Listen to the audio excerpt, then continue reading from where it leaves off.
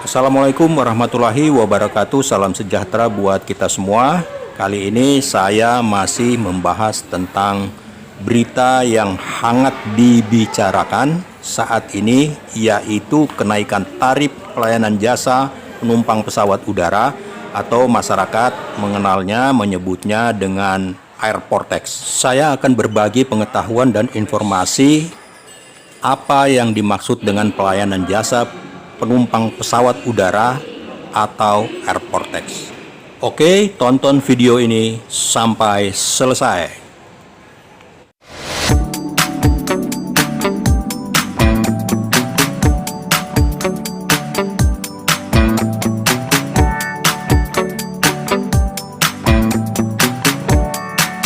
Hanya harga tiket pesawat yang naiknya gila-gilaan, sekarang ada biaya lain yang akan menambah biaya perjalanan. Harga tarif pelayanan jasa penumpang pesawat udara PJP2U atau Airport Tax di sejumlah bandara di Indonesia ya terpantau naik signifikan. Contohnya di Soekarno-Hatta Terminal 2 naiknya 41%, Lombok 78%, dan Biak Papua naik 122% untuk penerbangan domestik.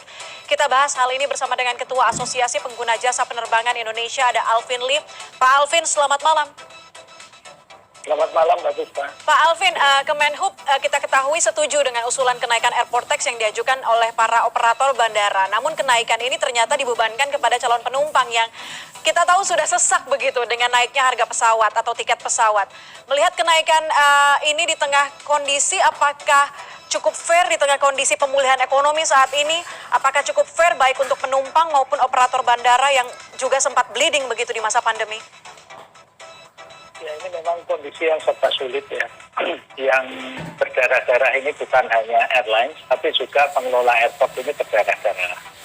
Nah, masalahnya adalah sebagian kenaikan PJP2U itu sudah disetujui untuk diimplementasikan pada tahun lalu, tapi karena tahun lalu juga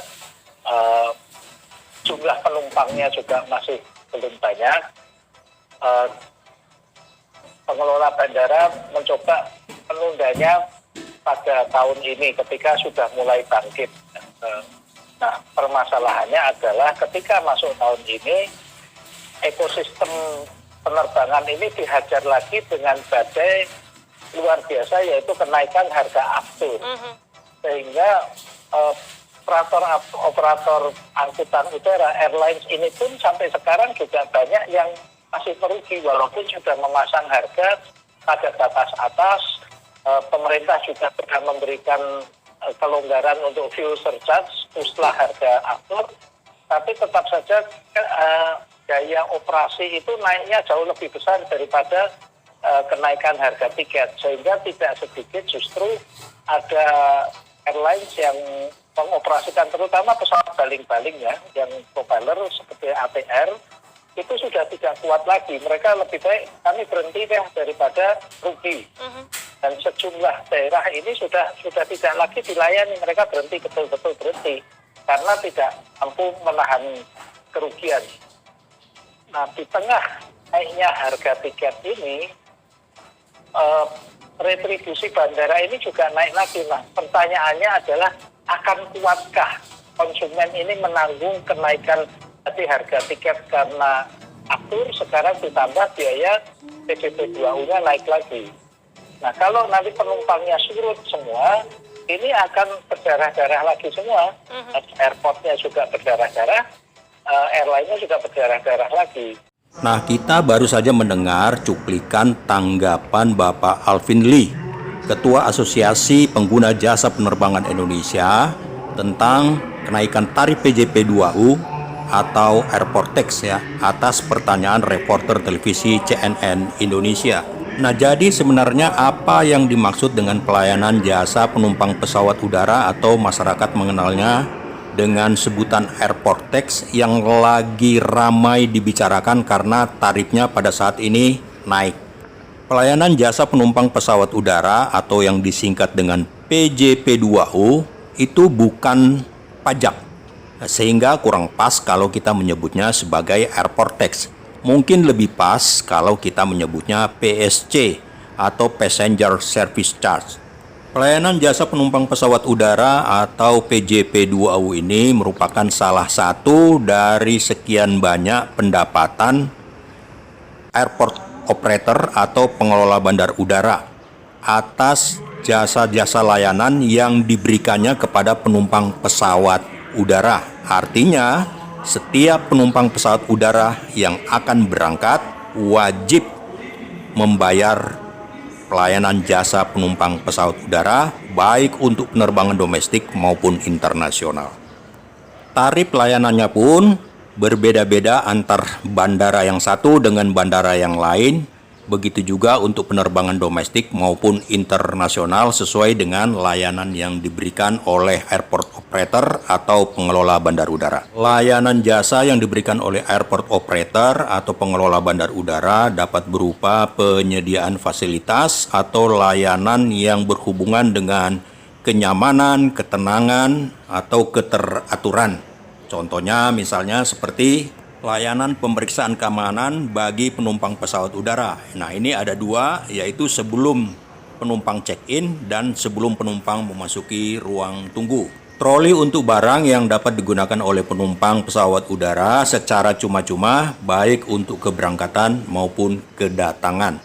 Informasi keberangkatan dan kedatangan pesawat berupa Flight Information Display System, ruang tunggu yang nyaman dengan tempat duduk yang memadai untuk penumpang yang menunggu pemberangkatan, ruang khusus bagi ibu untuk menyusui anaknya, kemudian ruang tempat ibadah atau musola, toilet yang bersih dan nyaman, serta tempat khusus untuk perokok. Untuk kenyamanan, airport operator atau pengelola bandar udara menyiapkan penerangan yang cukup dan memadai sehingga selama berada di terminal penumpang dapat membaca dengan baik. Kemudian layanan kebersihan di seluruh area terminal bandar udara dan suhu yang cukup nyaman bagi penumpang selama berada di terminal bandar udara. Fasilitas lain yang disediakan oleh pengelola bandar udara untuk kebutuhan penumpang berupa tempat-tempat berbelanja seperti makan dan minum, ATM center, wifi gratis yang dapat diakses oleh penumpang pesawat udara. Nah, fasilitas-fasilitas yang disiapkan atau disediakan oleh airport operator, pengelola bandar udara ini disiapkan 2 jam sebelum operasi penerbangan itu dibuka sampai dengan operasi penerbangan itu selesai. Sudah tentu jam operasional penerbangan di masing-masing bandar udara berbeda, kecuali untuk bandar-bandar udara internasional yang besar itu biasanya 1 kali 24 jam. Itulah layanan jasa yang diberikan airport operator atau pengelola bandar udara kepada penumpang pesawat udara.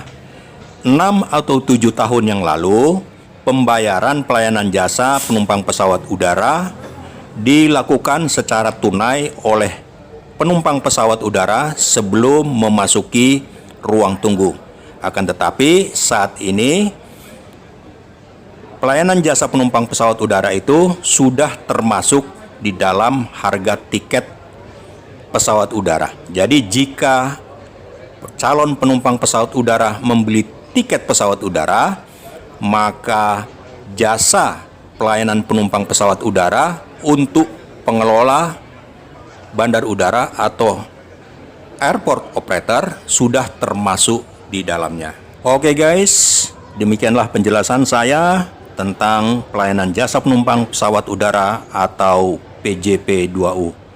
Ikuti video-video saya selanjutnya, dan bagi mereka yang baru mampir, jika Anda suka, silakan subscribe dan like, share kepada rekan-rekan lainnya. Semoga bermanfaat. Terima kasih.